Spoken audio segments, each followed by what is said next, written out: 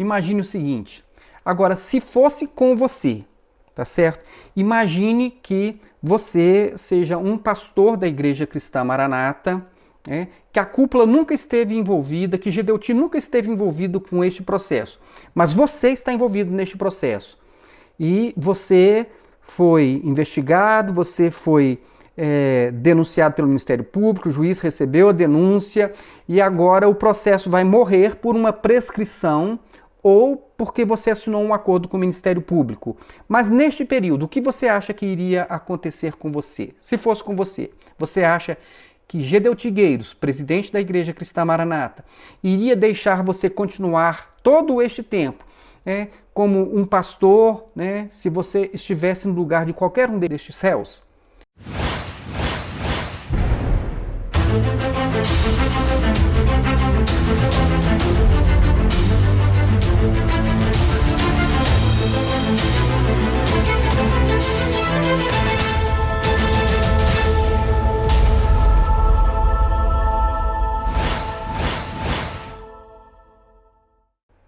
Olá, meus irmãos, que a paz do Senhor Jesus seja com todos.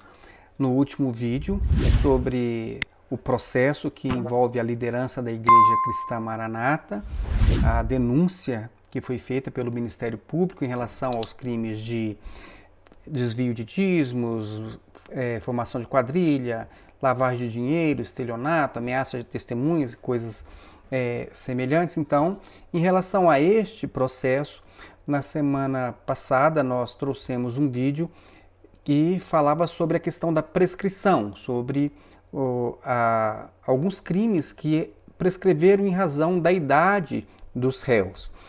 E, além disso, esta semana foi publicado no Diário de Justiça do Estado do Espírito Santo uma decisão judicial onde nos informa sobre um acordo que foi feito entre os diversos réus do processo e o Ministério Público para suspender, uma suspensão condicional do processo, com algumas implicações que nós queremos trazer e explicar para vocês neste vídeo, tá certo? Eu vou começar aqui inicialmente fazendo algumas observações, deixa eu chegar mais para cá aqui, Em relação aqui a esta questão da prescrição, nós já falamos, mas vejam só, antes de eu falar sobre a suspensão condicional do processo, eu vou rememorar aqui um fato que aconteceu, salvo engano, no ano passado.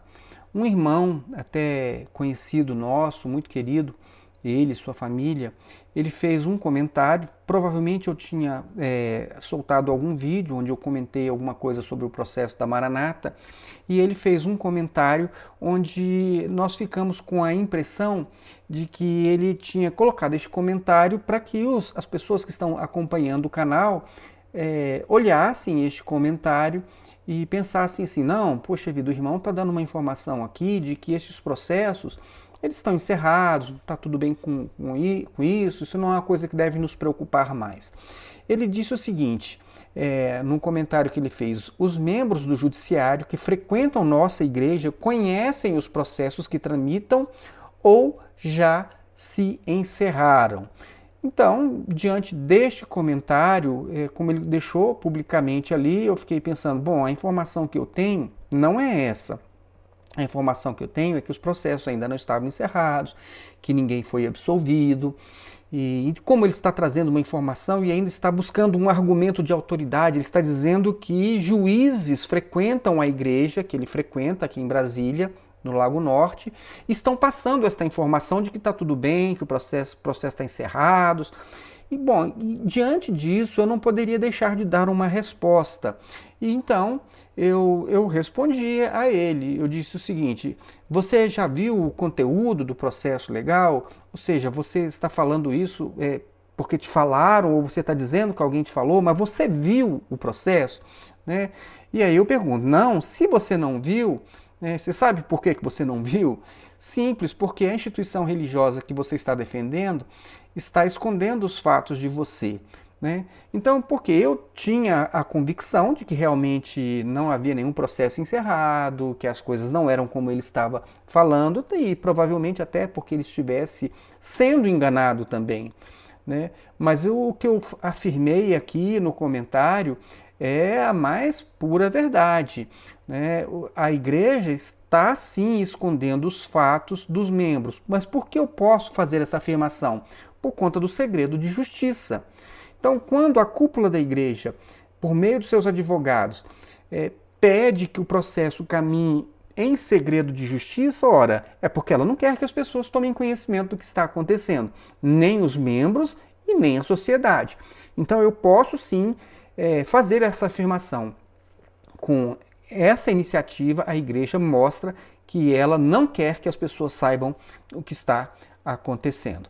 Eu dei esta informação a ele e em seguida ele me respondeu o seguinte, aqui ele disse até a igreja que ele pertence, que é do Lago Norte, ele disse o seguinte: temos aqui na nossa igreja juízes e desembargadores que conhecem o quê? O processo.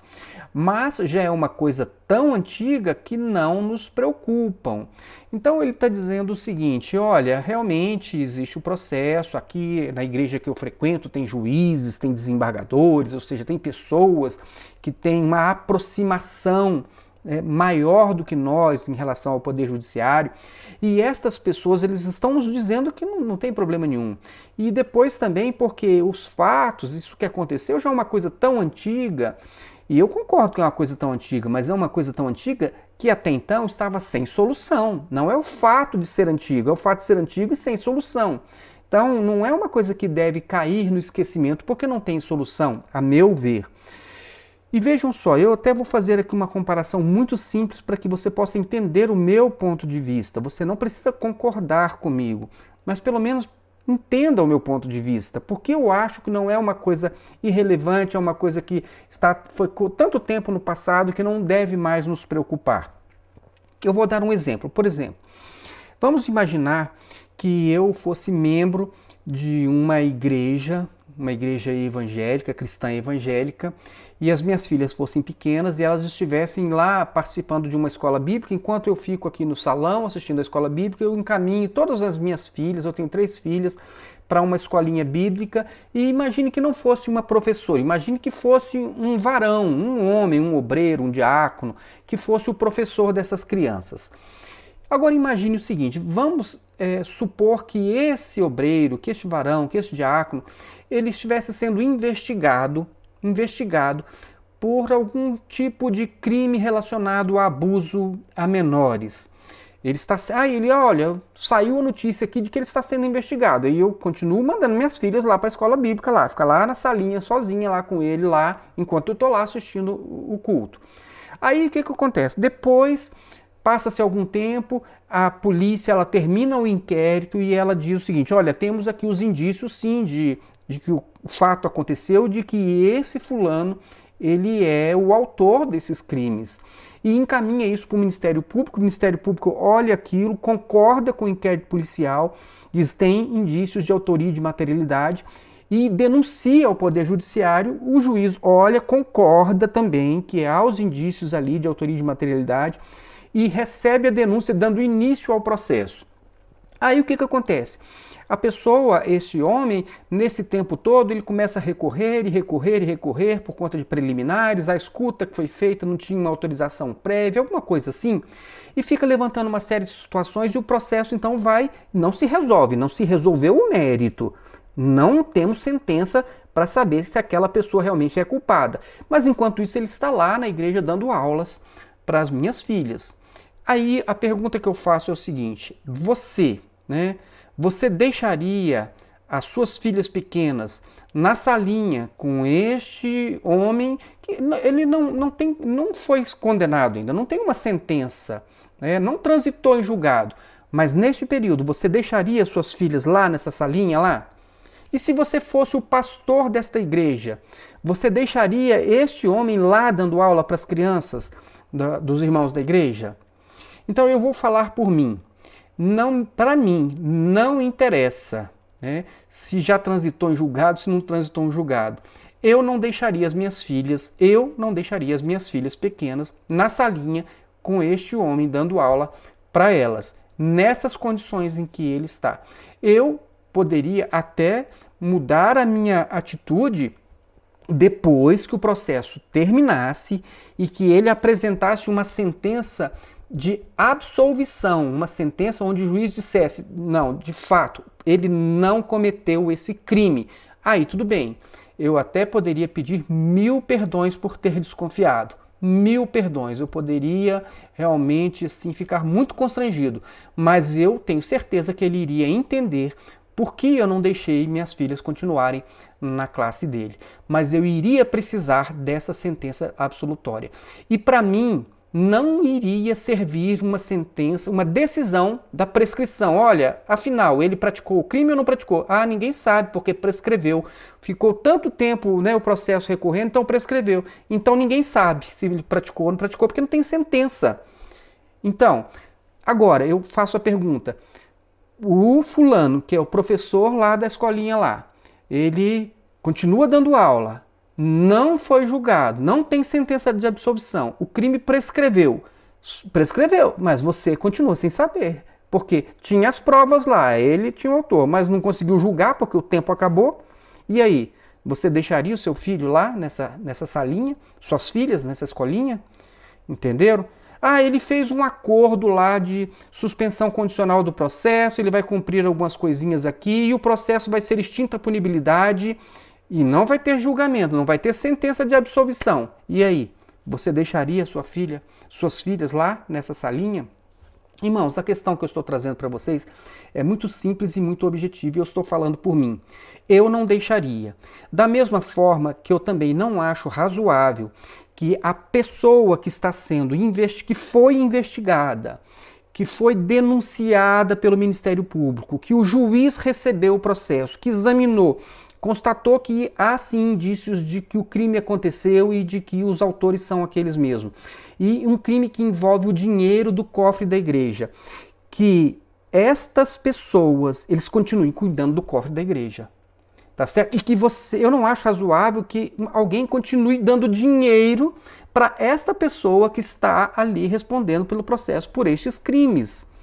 Ah, mas não foram julgados, não tem trânsito em julgado. Irmãos, é a mesma, eu penso, é o meu pensamento, da mesma forma, do mesmo jeito que eu não deixaria as minhas filhas aos cuidados de uma pessoa que está sendo processada por abuso de menores, eu não entregaria dinheiro nas mãos daquele que está sendo acusado de desviar o dinheiro e continua com a chave do cofre na mão, mandando e dizendo o que você pode fazer com o dinheiro.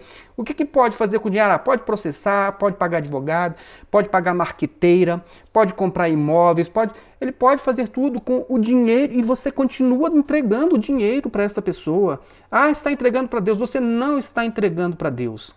Você sabe muito bem para quem você está entregando esse dinheiro. Porque não é Deus que está aqui comprando imóveis e pagando advogados. Deus não... Aliás, se você tem temor a Deus, como que você pode imaginar que Deus está apoiando isso e que você então está entregando dinheiro para Deus? Irmãos, isso não faz o menor sentido. Esse é um argumento totalmente absurdo no meu modo de ver. É claro, você pode pensar diferente, não tem problema nenhum. Só não acho razoável, tá certo? Então, o que acontece? Vamos lá, vamos continuar. Eu dei este exemplo, né, aqui do irmão, que ele disse o seguinte: ah, já é uma coisa antiga, já ficou para trás. Não tinha sentença, não tem absolvição de ninguém. Então, eu continuo pensando da mesma forma. Tá certo? E na nossa conversa aqui, eu suspeitando que alguma coisa estava estranha, eu disse o seguinte: eu desafio qualquer juiz da sua igreja a apresentar apenas um processo encerrado com a absolvição dos líderes da Maranata. E este desafio ainda continua ainda.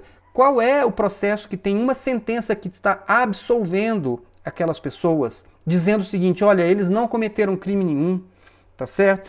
Então eu lancei esse desafio aqui para o irmão, né? Não tive resposta, obviamente, e eu ainda avisei que eu iria usar estes comentários para poder mostrar para as pessoas que muitos, se este irmão, que é um irmão culto, que é um irmão de bom nível intelectual, né, de um bom nível social também, se ele estava acreditando que estava tudo certo, que estava tudo resolvido, que ele não tinha com que se preocupar, imagine, irmãos, os irmãos que estão lá no interior, que não chegam à informação, que não têm as mesmas oportunidades de alcançar conhecimento que quem está, às vezes, né, em boas posições tem condições de saber. Imagine os outros. Então, é importante esse trabalho que nós fazemos, ele tem este importante papel de trazer a informação para você, para que você possa tomar as suas decisões. Você pode dizer que esse irmão falou, eu não me interessa. Não me interessa se eles estão roubando ou se vão continuar roubando o dinheiro da igreja. Isso não me importa, entendeu? O que importa é que é o seguinte, eu não quero nem saber, eu não tenho compromisso nenhum com esse dinheiro, se ele vai ser bem aplicado ou se não vai ser bem aplicado. Enfim, você pode pensar assim também, nós respeitamos isso, só não podemos concordar com você, tá certo? Bom, então, continuou aqui, ele disse o seguinte, em relação aos processos, eu estou repassando a palavra de nosso irmão, que é desembargador. Então, ele está dizendo o seguinte, isso que eu estou falando foi um desembargador aqui da igreja que falou, né? E tem nos informado sobre os mesmos. Então, ele está dizendo o seguinte, tem um desembargador lá na igreja Maranata, aqui no Lago Norte, que está passando informações de um processo, primeiro, que é sigiloso, e segundo, que são informações que não condizem com a realidade. Não tinha processo nenhum encerrado e não tem nenhuma sentença absolutória, tá certo? Então, tudo isso era muito estranho. Eu tenho muito carinho, muito apreço pelo irmão. Agora, eu só não posso concordar com nada que não tenha provas, que eu não tenho os elementos para concordar. E eu disse isso a ele. Vejam só o que eu disse a ele. Eu disse o seguinte, eu não digo nada que eu não possa provar, esse é o meu procedimento, e eu pedi que ele fizesse a mesma coisa. Seria interessante, inclusive, que você dissesse também o nome desse desembargador para que eu possa me certificar dos fatos e trazer aos seguidores do canal as informações bem fundamentadas. Então, eu estava dizendo, se isso é verdade, então, faça-nos o favor, traga aqui as provas, traga o nome do desembargador e eu vou me certificar disso, tá certo? E vou trazer as informações bem fundamentadas, na verdade e na prova. Não quero puxar nem para um lado nem para o outro, eu só quero que as coisas sejam colocadas de acordo com a verdade dos fatos. Só isso. E eu lancei esse desafio a ele, obviamente eu não tive mais respostas. Sobre a questão da prescrição, nós já falamos no vídeo passado, mas tem um detalhe também que eu queria aqui observar com vocês, que foi o seguinte, uma irmã, uma senhora, que é servidora do Poder Judiciário, de certo modo ela se sentiu ofendida pelas nossas palavras no vídeo passado, quando nós nos referimos à ineficiência do Estado e, consequentemente, a uma ineficiência do Poder Judiciário por tantos crimes caírem na prescrição e pessoas ficarem impunes, tá certo? Ela entendeu que, de algum modo, eu atingi as pessoas que são servidores, que estão ali trabalhando, fazendo aquilo que devem fazer, cumprindo com as suas tarefas regulares, normalmente. Mas eu queria dizer que não era este o meu propósito. Se alguém entendeu que eu estava fazendo ali alguma acusação ou de desleixo ou coisa parecida em relação aos servidores da justiça, não era esta a minha intenção. Se você entendeu isso, eu peço que você me perdoe, tá certo? A questão que eu falei, eu vou repetir aqui, é o seguinte, eu falei de uma ineficiência do Estado e, evidentemente, que alcança ali o Poder Judiciário. Por quê? Porque muitos processos estão realmente caindo na prescrição e pessoas estão ficando impunes. E a sociedade, o contribuinte, quando ele paga os seus impostos, ele espera que o Estado possa dar uma resposta que realmente satisfaça as pretensões da sociedade, que é a produção da justiça. E neste caso, nós observamos que isso não aconteceu. O crime prescreveu. Quando eu disse, então, que os servidores eles ficam felizes, vejam bem, eu não estou dizendo que eles estão felizes com a injustiça. Eu estou dizendo o seguinte, que independentemente do resultado, e pode ser que realmente eles não tenham culpa nenhuma disso, porque o processo legislativo, o processo judicial, ele não está adequado, ele não está colaborando, está permitindo diversos recursos muitas vezes. Então, o que eu estou dizendo é o seguinte, que quando um crime qualquer cai na prescrição, o servidor ele não vai ficar triste, porque ele fez a parte dele. O que ele podia fazer, ele fez. Né? Ele fez o que estava ao alcance dele e ele fica satisfeito. Por quê? Porque ele recebeu o salário no final do mês. Então eu disse o seguinte, que nós da sociedade é que não ficamos insatisfeitos com a ineficiência do Estado ou do Poder Judiciário, e que alguma coisa poderia ser feita. Então, será que alguma coisa está sendo feita? Então, observem, irmãos, que sobre essa questão da ineficiência, eu não estou falando, não é uma percepção minha, eu tive aqui uma ideia aqui, eu pensei numa situação, nada disso. Isso é uma coisa que já foi constatada, inclusive, por um ministro do Supremo Tribunal Federal. E isso foi aqui neste habeas corpus, esse HC 152752 do STF, de 4 de abril de 2018. Então, nesse julgamento, um dos ministros, o ministro Barroso, ele apresentou no seu voto a seguinte informação. Vejam bem o que ele disse. Ele disse o seguinte: de acordo com os números do Superior Tribunal de Justiça, no período de 2 anos pesquisado, então eles fizeram uma pesquisa de 2 anos apenas, 830 ações penais desaguaram em extinção da punibilidade por prescrição. Vale dizer, num intervalo de 2 anos, quase 1.000 casos prescreveram, depois de haverem movimentado por muitos anos o sistema de justiça, que foi exatamente o que eu disse. Muitos anos movimentando a máquina judiciária, muito dinheiro envolvido, e ao final você não tem o resultado que a sociedade esperava, tá certo? E foi exatamente o que ele disse também. Então ele conclui aqui dizendo o seguinte: não é preciso ser muito sagaz para constatar que os grandes beneficiários da prescrição são aqueles que têm dinheiro para manipular o sistema com recursos procrastinatórios sem fim. Palavras do ministro Barroso. Ele está dizendo que os processos, muitas vezes, que caem na prescrição são exatamente das pessoas que têm muito dinheiro e conseguem ficar com muitos recursos, nas palavras dele, procrastinatórios, sem fim. Então, é o que acontece. Quem disse isso? Eu, Solon? Quem sou eu? Quem disse isso foi um ministro do Supremo Tribunal Federal. E aqui, em outra parte do voto, ele diz o seguinte: um sistema em que os processos se eternizam, gerando longa demora até a punição adequada, prescrição e impunidade, constitui evidente proteção deficiente dos valores constitucionais abrigados na efetividade mínima exigível do sistema pena. Ou seja, ele disse exatamente o que eu falei em outras palavras. O sistema está ineficiente, não está funcionando. E a impunidade está sendo o resultado desta ineficiência. E ele conclui dizendo o seguinte: um sistema penal desmoralizado não serve a ninguém, nem à sociedade, nem ao judiciário e nem aos advogados. Entenderam, irmãos? Então, eu trouxe este assunto novamente só para que os irmãos entendam que eu não estava querendo de modo algum me referir aos servidores do judiciário como incompetentes, não é isso, ou como pessoas que não estivessem cumprindo com as suas obrigações, de maneira nenhuma. O que eu estava colocando é o seguinte, que o Estado, neste assunto, ele tem sido ineficiente, tá certo?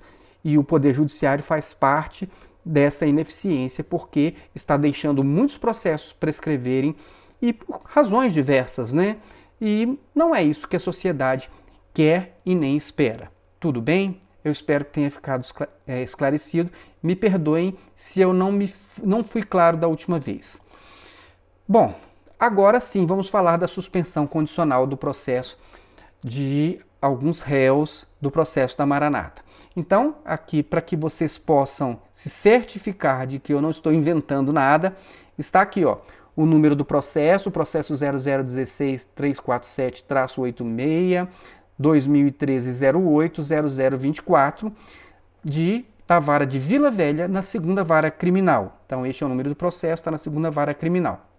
Então, aguardando o quê? Cumprimento de prazos E os crimes estão aqui apontados, tá vendo? Ó, estelionato majorado, apropriação indébita, quadrilha ou bando, duplicata simulada.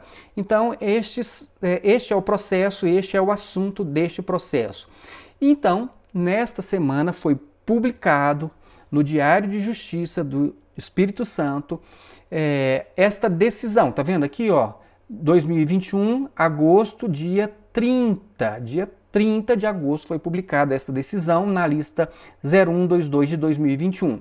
Então está aqui, ó, Poder Judiciário do Estado do Espírito Santo, Vila Velha, segunda vara criminal, é a publicação que eu vou ler para vocês aqui agora, o que foi publicado sobre este processo. Então está aqui, ó, tá vendo aqui, ó, uma publicação, tá aqui, ó, prova, isso aqui está na internet, tá bom? E eu vou ler aqui o que foi a decisão, essa decisão deste juiz. Ele está dando um prazo para os réus, que são estes aqui, que estão identificados apenas por siglas, né, siglas dos seus primeiros nomes. Ele está dando um prazo para que estes réus, para eles juntarem aos autos cópia do documento de identificação, a qualificação completa e o endereço atualizado dos denunciados ou réus, né, que assinaram a proposta de suspensão condicional do processo nos termos do artigo 89 da Lei número 9.099 de 95.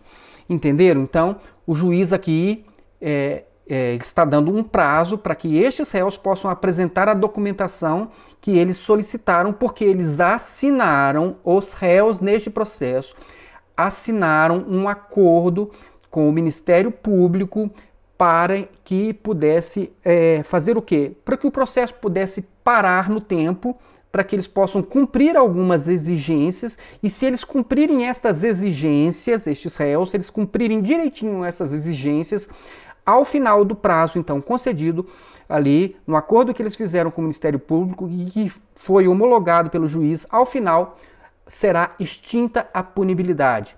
Então, vejam bem, não é que o crime não aconteceu, significa que eles não serão punidos porque eles fizeram um acordo com o Ministério Público. Tudo bem? Vamos aqui então.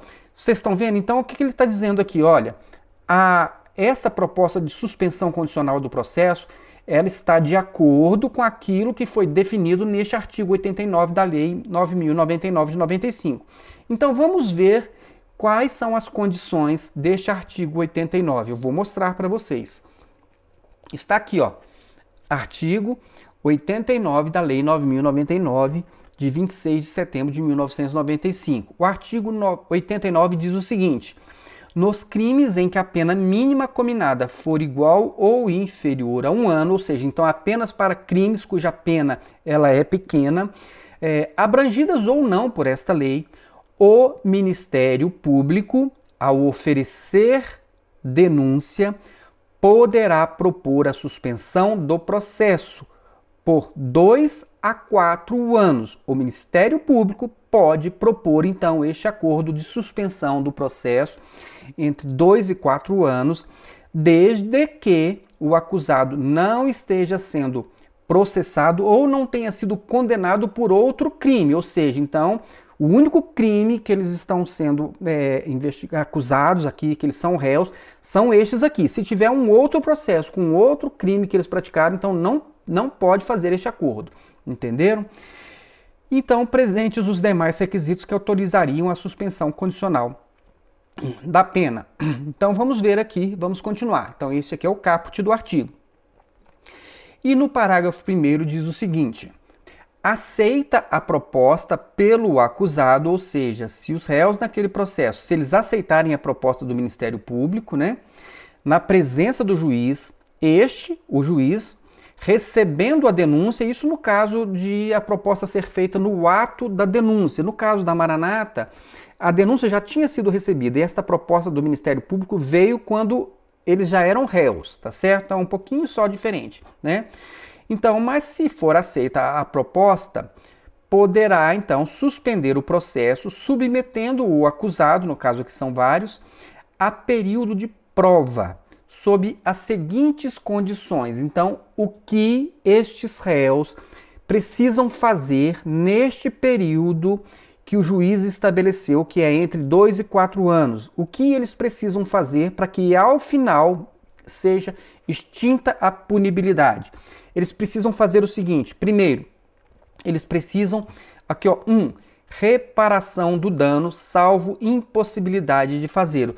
Ou seja, neste período, eles têm que reparar o dano que eles causaram, se isso for possível, porque há casos em que o objeto ele se perde, tá certo? Não é o caso de um recurso financeiro, que pode muito bem ser reposto, tá certo? Então eles precisam reparar o dano. 2, proibição de frequentar determinados lugares. Neste período eles não vão poder frequentar determinados lugares. Proibição de ausentar-se da comarca onde reside sem autorização do juiz, ou seja, para fazer uma viagem, para poder fazer um passeio, para poder sair daquela região onde eles moram, eles precisam de uma autorização do juiz. E 4, comparecimento pessoal e obrigatório a juízo mensalmente para informar e justificar suas atividades. Então, todos os meses eles têm que comparecer ao Poder Judiciário, ao juiz, para poder então dizer o que eles andam fazendo e justificar aquilo que eles estão fazendo. Então, aqui no caso aqui, eles vão dizer o seguinte: olha, nós continuamos pastoreando igrejas, falando do amor de Cristo, falando do perdão, falando do arrependimento, falando de honestidade, falando de verdade. Nós continuamos pregando na igreja. Então é mais ou menos isso. Eles vão dizer: olha, eu continuo realizando aqui as minhas atividades e continuo sendo pastor da igreja, pregando todas as coisas boas e que nós não fizemos aqui quando nós estávamos administrando os recursos da igreja, tá certo? Isso aqui é uma brincadeira, é claro, né? Mas eu estou só trazendo aqui a situação para os irmãos entenderem. De certo modo, irmãos, vocês podem observar que a liberdade destas pessoas já foi restringida, entenderam? Então, de algum modo, vocês concordam comigo que eles já estão, vamos dizer assim, aceitando uma punição de restrição de liberdade? Por que restrição de liberdade? Eles não estão atrás das grades, mas ele não pode sair do lugar que ele está sem ir lá. Juiz, eu posso ir para aquele outro lugar ali? Eu posso viajar com a minha família de férias? Ele não pode. Todo mês ele tem que ir lá. Então, olha só, a liberdade dele de fazer o que ele quiser está restrita. Ele não pode mais. Ou seja, houve sim aqui, nestes termos, uma redução, uma restrição da liberdade destas pessoas, tá certo? Inclusive, eles têm que reparar o dano. Tudo bem? Então, vamos prosseguir aqui. Olha só. Ainda no artigo 89, o parágrafo 2º diz o seguinte: o juiz poderá especificar outras condições a que fica subordinada a suspensão, desde que adequadas ao fato e à situação pessoal do acusado. Ou seja, pode ser que no processo, nós não temos o processo nas mãos para olhar, o juiz tenha colocado alguma outra exigência para essas pessoas, que nós não sabemos. Eu só estou aqui vendo quais são as condições que estão descritas aqui na lei, tá certo? Parágrafo 3º. A suspensão será revogada se no curso do prazo o beneficiário vier a ser processado por outro crime ou não efetuar sem motivo justificado a reparação do dano. Então, o que acontece? Se nesse prazo dado pelo juiz eles não repararem o dano, ou se eles forem processados novamente por algum outro crime, fica revogada a suspensão condicional do processo, então eles serão julgados, porque eles não serão julgados se eles cumprirem com todos estes requisitos aqui. Parágrafo 4º. A suspensão poderá ser revogada se o acusado vier a ser processado no curso do prazo por contravenção ou descumprir qualquer outra condição imposta. Ou seja, se não fizer tudo aquilo que está combinado, ou se ele vier a ser processado até mesmo por uma contravenção qualquer, ele vai perder este benefício de não ter o processo deles julgado, tá certo? Vamos continuar. O que mais que diz o artigo 89 da lei? Parágrafo 5º. Expirado o prazo sem revogação, ou seja, se eles cumprirem tudo direitinho depois deste prazo dado pelo juiz, o juiz declarará extinta a punibilidade. Ou seja, se eles neste prazo fizerem tudo aquilo que eles se comprometeram ali com o Ministério Público, vão sair impunes. o juiz vai declarar extinta a punibilidade. Ele não está extinguindo o crime, ele não está dizendo que o crime não aconteceu, ele está dizendo o seguinte, que as pessoas não serão punidas, tá certo? Não há uma sentença punindo estas pessoas, porque eles se comprometeram a fazer algumas coisas ali neste período em que o processo vai ficar suspenso. Eu espero estar sendo claro. Eu sei que às vezes pode ser difícil para você entender, mas eu estou tentando ser o mais claro que eu consigo, tá certo? Parágrafo 7º. Se o acusado não aceitar a proposta prevista neste artigo, o processo prosseguirá em seus termos, em seus ulteriores termos. Ou seja, se eles não assinassem um acordo, o processo ia dar prosseguimento e o juiz ia julgar.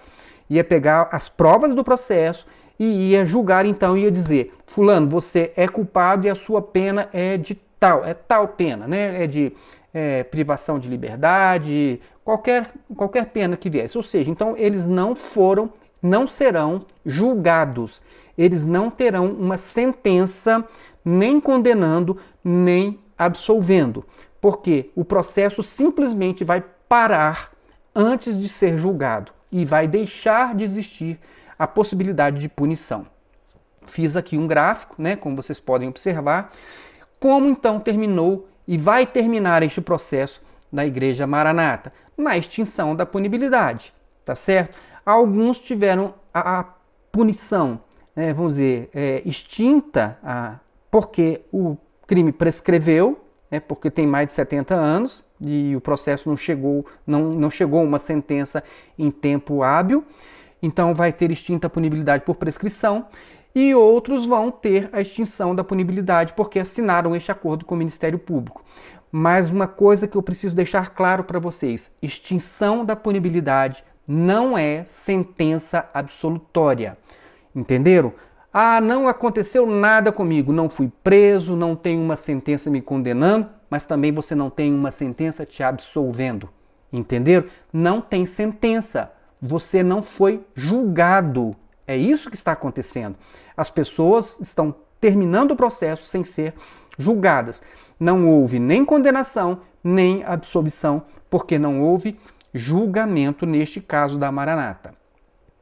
Então, agora, para encerrar, eu gostaria que você, então, respondesse a duas perguntas aqui, tá certo? A primeira: se fosse você um dos réus neste processo, e se você tivesse certeza de que não praticou crime algum, você tem certeza que você é inocente, no decorrer deste processo, desde o começo, você iria ficar criando um monte de situações para levar o processo à prescrição, para o processo morrer sem julgamento? Você iria fazer este acordo com o Ministério Público para que o processo parasse, então, e parasse sem sentença, sem uma condenação, sem um julgamento, para poder te sentenciar que você é inocente, uma sentença absolutória? Se fosse você, e você tem certeza que você é inocente, que você não praticou crime nenhum, você ia trabalhar pela prescrição, você ia assinar este acordo para poder matar o processo, ou você iria lutar pela sua absolvição? Se fosse você, o que você faria? Com a certeza de que você é inocente? Essa é a pergunta que eu deixo para você responder. Outra pergunta, aqui. Imagine o seguinte: agora, se fosse com você, tá certo? Imagine que você seja um pastor da Igreja Cristã Maranata, que a cúpula nunca esteve envolvida, que Gedeuti nunca esteve envolvido com este processo. Mas você está envolvido neste processo. E você foi investigado, você foi denunciado pelo Ministério Público, o juiz recebeu a denúncia e agora o processo vai morrer por uma prescrição ou porque você assinou um acordo com o Ministério Público. Mas neste período, o que você acha que iria acontecer com você? Se fosse com você, você acha que Gedeuti Gueiros, presidente da Igreja Cristã Maranata, iria deixar você continuar todo este tempo, como um pastor, se você estivesse no lugar de qualquer um destes réus? Você acha que o Gedeuti, se ele estivesse de fora e você que estivesse no lugar dele, você acha que se você fosse o réu nesse processo, ele iria deixar você continuar ali nas suas atividades normalmente, como se nada tivesse acontecendo? O que você acha? Ou você acha que você seria expulso da Maranata depois de ser muito envergonhado, exposto a uma vexação pública e colocado para fora como um malfeitor? O que você acha que aconteceria se fosse você que estivesse no lugar aí de um desses réus neste processo? Eu estou dizendo isso, irmãos, porque aqui em Brasília, por exemplo, no passado, nós vivemos uma situação muito interessante. Um ungido de uma das igrejas aqui, juntamente com um diácono, ele usou o dinheiro da tesouraria para fazer ali uns ajustes na igreja. Eu não me lembro bem, parece que foi uma pintura, uns ajustes. Fez uma manutenção na igreja, ungido com o diácono, para deixar a igreja mais bonitinha, mais apresentável, mais arrumadinha. E ele usou o dinheiro que aqueles membros daquela igreja entregaram para eles ali na tesouraria. E eles usaram o dinheiro em benefício daquelas pessoas para acomodá-las melhor ali na igreja, tá certo? Fizeram algum serviço ali com o dinheiro da igreja para a igreja. Acontece que o presbitério ficou sabendo disso e puniu este ungido e este diácono com uma disciplina. Eles foram afastados como se eles fossem ladrões de dízimos, tá certo? Por quê? Porque eles não encaminharam para o presbitério um pedido de autorização prévia para fazer aquela reforma. Irmãos, coisa minúscula, dinheirinho de nada, um dinheirinho para poder fazer um ajustezinho na igreja, tá certo? Só que eles foram tratados como pessoas de má índole e foram afastados e foram envergonhados diante de toda a igreja por conta deste fato. E eu pergunto a você, eu pelo menos no meu ponto de vista, tudo bem, você descumpriu com uma regrinha aqui da igreja, você teria que mandar primeiramente um pedido de autorização, tudo bem, fulano, não faça mais isso, você está advertido que isso nós não admitimos que ninguém coloque mão em 1 centavo do dinheiro da igreja sem a nossa autorização, e tudo bem. Agora, realmente, tratar essas pessoas como elas foram tratadas, quando nós sabemos que um grupo de pessoas na cúpula da igreja fez coisa muito pior, expuseram inclusive toda a instituição a um escândalo e a um escárnio público, e essas pessoas continuarem ali na igreja, nas suas funções, como se nada tivesse acontecido, eu acho que no mínimo isso é a aplicação de 2 pesos e 2 medidas, algo que Deus diz na Bíblia que abomina. Então vejam só, aqui para que vocês tenham certeza do que eu estou falando. No processo, se vocês entrarem na internet lá e verem o processo, vocês vão ver que vão ter apenas as siglas, tá certo? Eu coloquei as siglas dessas pessoas aqui e todas estas pessoas aqui, tá vendo, que estão no processo, eles continuam nos seus cargos de pastores, nas suas funções de pastor na Igreja Maranata, apesar de tudo isso que eu falei, de estar sendo processado, acusado, de não ter uma sentença absolutória, ou seja, não ficou confirmado que eles não praticaram o crime. Eles não foram condenados, mas eles também não chegaram a ter em mãos uma sentença de absolvição, tá certo? Então tá aqui, para que vocês possam se certificar, tá aqui a publicação do Diário de Justiça do Espírito Santo, estão aqui as siglas, e estes pastores aqui, eles estão no exercício de suas funções na Igreja Cristã Maranata. Tudo bem? Então, é isso que eu queria deixar aqui para vocês e fazer agora aqui uma última observação. Meus irmãos, o processo, então, não deu em nada. Não deu e nem vai dar em nada. Por quê? Porque ninguém foi julgado. Depois de tudo isso, ninguém vai ser julgado. Então, ninguém vai ser condenado, mas ninguém tem uma sentença dizendo você é inocente. E a pergunta que eu faço agora para encerrar para você é a seguinte: se você, mais uma vez, se você tem certeza que você é inocente, você assinaria esse acordo já antecipando já uma restrição da sua liberdade? Você assinaria este acordo? Você trabalharia pela prescrição? Meus irmãos, a questão aqui ela é uma questão moral e ela é uma questão espiritual. Agora já não tem nada mais a ver com a justiça dos homens, porque simplesmente ela se perdeu no caminho. Mas, como nós estamos falando de coisas de Deus, um Deus que não pode ser conivente com mentira, não pode ser conivente com injustiça, não pode ser conivente com erro, não pode ser conivente com a soberba, a ausência de arrependimento, a ausência de confissão e a ausência de reparação e de pedido de perdão. Isso não aconteceu. Então, enquanto isso não acontece, olha, independentemente do que aconteceu com este processo, que a meu ver é uma coisa até bem vergonhosa, tá certo? Bem vergonhosa. Mas o fato é o seguinte, permanecem de pé a questão moral e a questão espiritual. Então, se você tem valores morais bem firmes, você com certeza você não aceitaria uma coisa dessa, tá certo? Estas pessoas, depois de tudo isso e depois de não conseguirem provar a inocência, não conseguiram, porque não tem a sentença, tá certo? Ah, mas não foram culpados, não foram julgados como culpados. O processo parou antes de chegar ao fim. Não teve sentença.